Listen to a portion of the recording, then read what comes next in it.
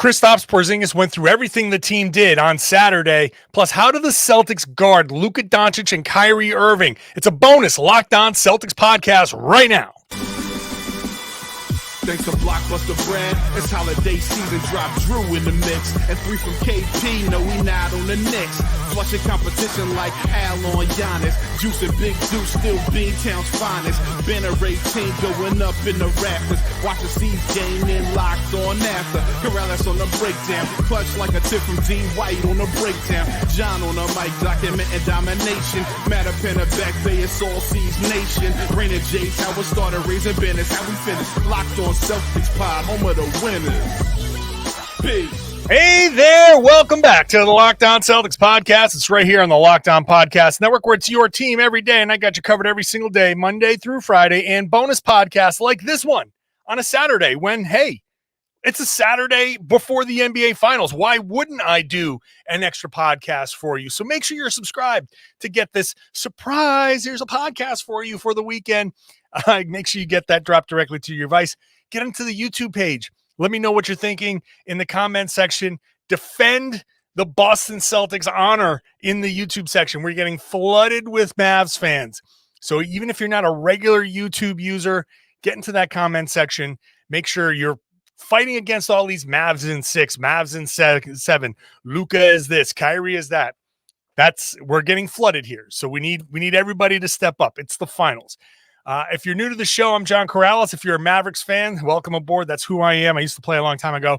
Now I'm covering the Celtics. I'm a beat writer for Boston Sports Journal. Today's show brought to you by PrizePicks. The easiest, most exciting way to play daily fantasy sports. Go to prizepicks.com/LockedOnNBA. Use that code all lowercase, LockedOnNBA, for a first deposit match up to $100. Before I get to how the Celtics defend Luka Doncic and Kyrie Irving, I want to start with Kristaps Porzingis, who we didn't see on the practice floor on Saturday. We saw him a little bit on Friday where he was out shooting three-pointers. Was he running up and down the floor? We didn't see any of that.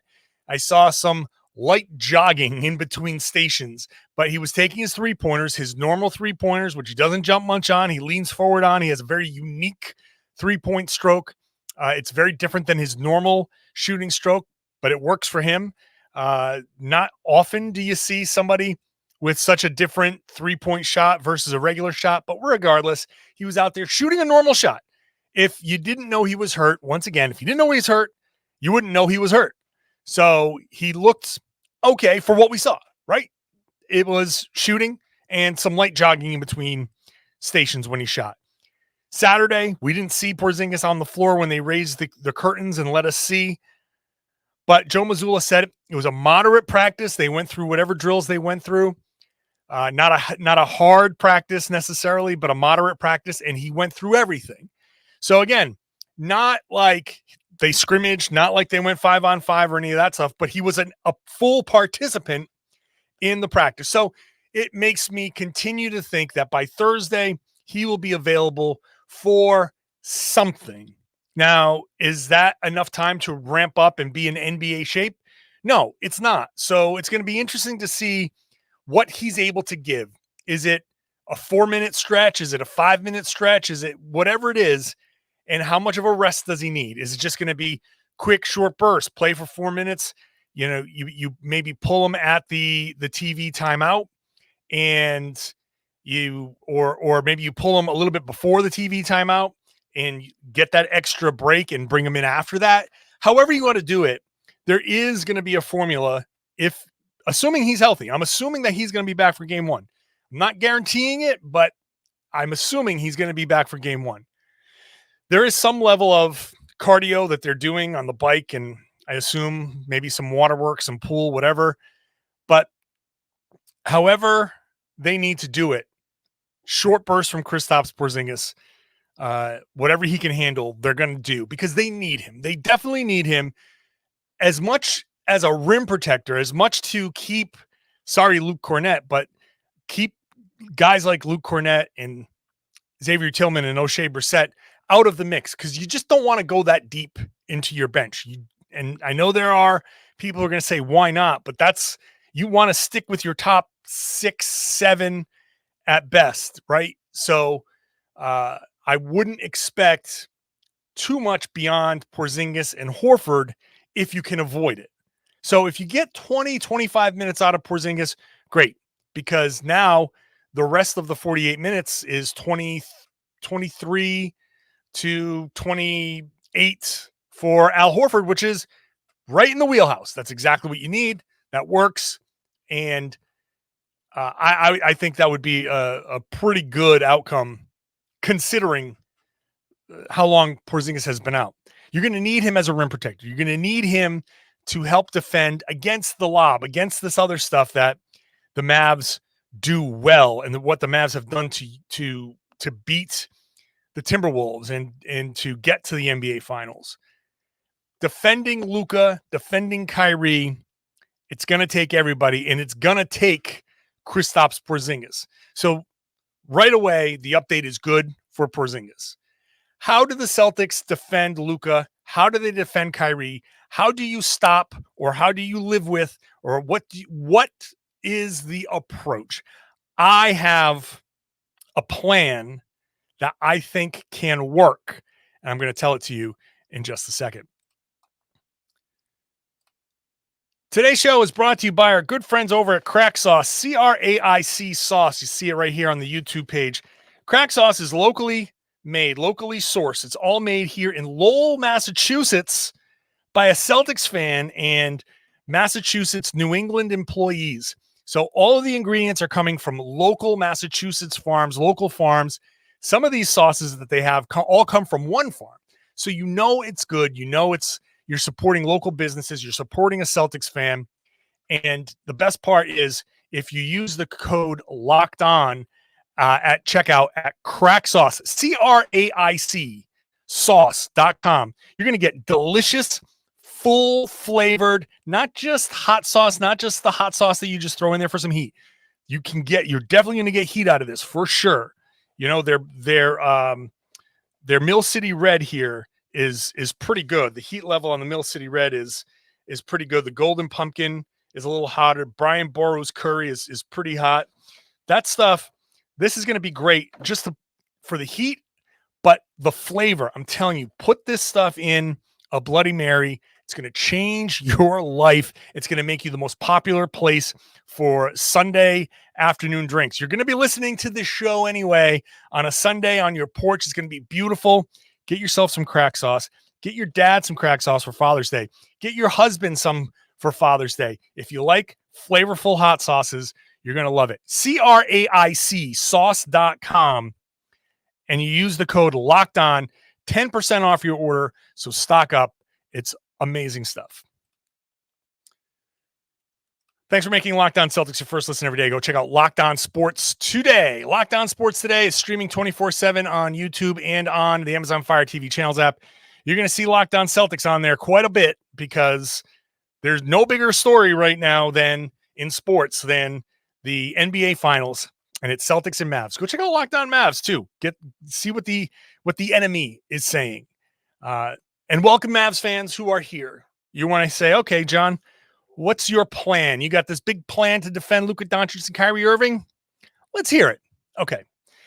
In the regular season, Jaylen Brown started out on Luka. And I'm saying no. I'm not starting Jaylen Brown on Luka. I'm going straight to Drew Holiday.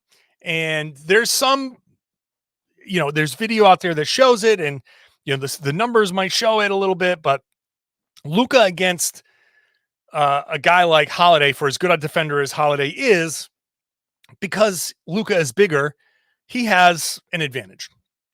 And he has an advantage over every defender because he's Luka Doncic, right? So step one, the very basis of all of this is he's Luka freaking Doncic.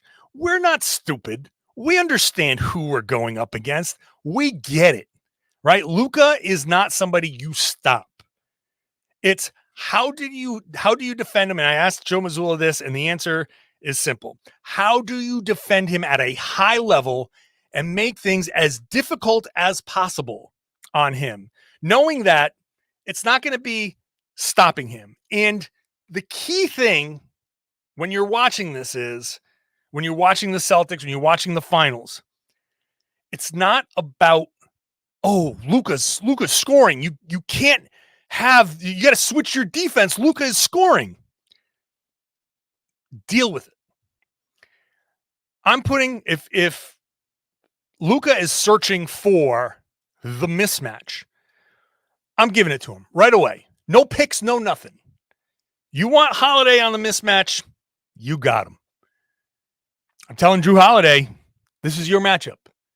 You go out there and get into his body, take advantage of the finals officiating, take advantage of being able to be more physical, take advantage of defending him before the catch, right? So if he gets off the ball at all, defend him before the catch. Now, he's going to be bringing the ball up a lot, but on the instances where he doesn't, you're up in him. It's don't help, don't nothing. You are in his jock. You are there to defend him wherever he goes. Make it as hard as possible for him to get the ball.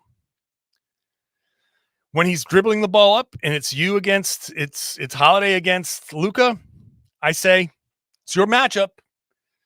Do what you can. Do what you can.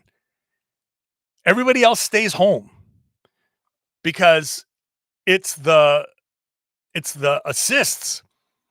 Luka averaged 8.2 assists per game in the conference finals.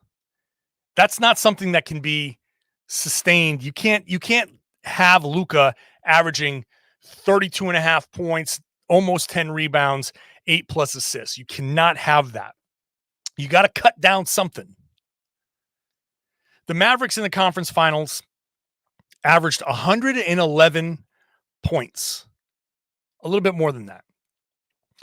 Luka and Kyrie combined for just under 60 of those. So a little more than half of the points. But it's the other half that has to come from somewhere. And that's where, if I'm looking at what can Boston do, what can the Mavs do, I'm saying, all right, Luka, you want to average 45? Okay. Can you get the rest of the Mavs below 65?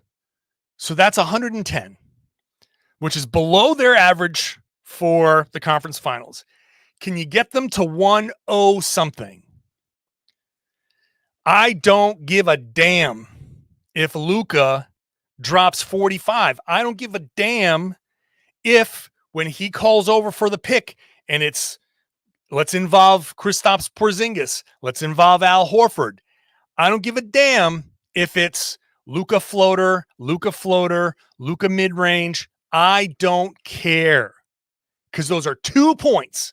And what they're not is a corner three from somebody like Derrick Jones Jr., PJ Washington. I don't care if it's Luka hitting tough shots in 2-point land.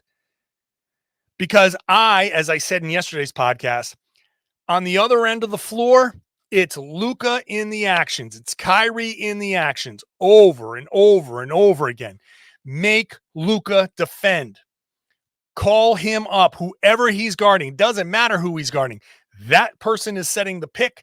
You're getting the switch onto Luka, or you're forcing the Mavs to do something different. But you're putting Luka in all the defensive actions, and you're making him work his butt off on defense. And then you're bringing him down the floor and you're challenging him.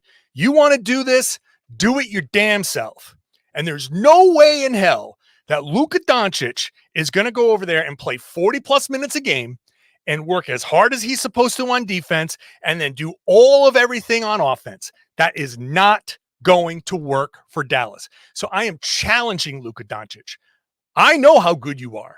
I know that you're one of a generational group of talents in the NBA, a potential MVP candidate. I have the utmost respect in the world for Luka Doncic. I think he is amazing, but I know that he is not going to be able to defend for 40 minutes and isolate and do all of the scoring for 40 minutes. And he's not going to be able to do it for 7 games. He's not going to be able to do it for 4 wins in a row. I am putting that challenge on him. At some point, something is going to give. Either he's going to save his defensive energy so he can go and do all the scoring because he's like, I got to do this all myself. They're challenging me and I got to do it all myself. So either he's going to stop defending, in which case Boston can pile up the points, or he's going to try to do both. And then fourth quarter, I know he's Mr. Fourth Quarter. I know he's a high-level performer, but I'm expecting to see front rim outs, frustration, some frustration fouls. When he gets that tired, maybe he gets a little frustrated with his teammates. Something like that. So I am single covering Luka at as much as I possibly can, knowing that, look, there's 100 possessions or so in a game, 110, whatever the number is. He's got probably a 40% usage rate. What was his usage in the in this series? 34%. So 30, we'll up it. We'll push it to 40. I want his usage rate at 40. That's the target. Luka usage at 40. If you get him at 40% usage rate, that's a big load for him to handle. If you get him taking a ton of shots, if in those possessions, right? So 40 some odd possessions, you're going to have to mix in some blitzing, which if you time it out right and it's personnel driven, you can find 2-3 possessions here and there, a couple here, a couple there, blitz them. Okay. You take a couple where you do switch. Maybe you do switch onto, maybe you throw Al Horford on there and you say, all right, go switch, whatever. Give him the switch that he's looking for. Fine, go. Is it Holiday? Is it Horford? Is it Porzingis? Don't foul. Do the best you can. Everyone else stay home. But you got to throw a bunch of different looks at him. You got to get him a little off balance. And it can't just be the same thing all the time. Like, I'm not saying do this all the time. I'm doing it as often as I can. Mix it in. When he looks, because he is so good at processing, when he looks and he's looking around, don't give him the obvious thing. Be there in those passing lanes. So I'm defending Luka as straight up as I possibly can. Kyrie Irving is a much different story. Talk about that in just a second. Today's show is brought to you by PrizePicks. PrizePicks is daily fantasy sports made easy. 3 million members on PrizePicks, and you're not playing against any of them. You're playing against the numbers. They set the projections. You pick more or less. You pick 2 to 6 players. You can win up to 100 times your money on PrizePicks with as few as 4 correct picks. So you can turn $10 into $1,000 on the NBA Finals, on the Stanley Cup, WNBA, soccer, international sports, whatever you want. It is almost all of it is there. It's incredible. So you go, you sign up at PrizePicks, download the PrizePicks app, use the code LOCKEDONNBA. You get a first deposit match up to $100. So go make that, take full advantage of it, get your $100 deposit match, and start with your projections. Make sure you use the code LOCKEDONNBA, all lowercase, and have some fun. It's the number one daily fantasy sports app there. So go check it out. PrizePicks, pick more, pick less. It's that easy. So defending Kyrie Irving. Now I'm throwing the kitchen sink. You want blitzes, you want doubles, you want switches, you want all kinds of funky defense. I'm throwing that at Kyrie Irving because Kyrie is not the passer that Luka is. Luka is genius level, like puppet master. Like, you just got to be careful with him. Kyrie's going to make tough shots too. So no level of defense is going to stop the both of them. You need one of those guys to have a really inefficient night. You need one of those guys to have if you're going to score 20, it better be on 20 shots. You're going to need one of those guys to have that kind of night, because now Kyrie, 27 points, 4.5 assists per game in the conference finals. I'm not worried about him making the pass necessarily. He will from time to time, but we know what Kyrie does. Dribbles like no one else ever has. He gets to the rim, finishes with either hand, finishes with the left hand like a, it's like he's a normally a left-hander. He's just a scoring genius, right? So he's gonna do that from time to time. But he's the guy that I'm saying double, blitz, hedge, show and recover, whatever you need to throw at him. He's the guy you get super creative with. He's the guy that you try to limit. He's more likely to say, oh, okay, you know what? Especially in Boston, where there's that animosity. Which, side note, when does a guy who leaves a city on his own accord, when is that a revenge game? Since when does a team that wanted the guy, that offered him all the money, since when does a guy who turns that down get to come back for revenge? Because the city doesn't like him? Because he said he would sign in Boston and then said, nah. And now it's revenge? Are you kidding me? There's no revenge here. Like, if you think this is a revenge game for Kyrie, you're not paying attention. But I think he might feel that way. I feel like he might be like, well, I was disrespected. I'm disrespected now. Watch this. And that might be enough for him to go supernova. So it's entirely possible that none of this might stop either of these guys. But I am challenging Kyrie, but in a different way. I'm throwing a bunch of different looks at him. I don't care if I'm sending 2 at him, because I feel like, first of all, he's smaller. Second of all, he's just a pure scorer and not necessarily a passer. Doesn't mean that he can't pass. Doesn't mean that he doesn't necessarily in general. But he's the guy that I'm throwing everything at.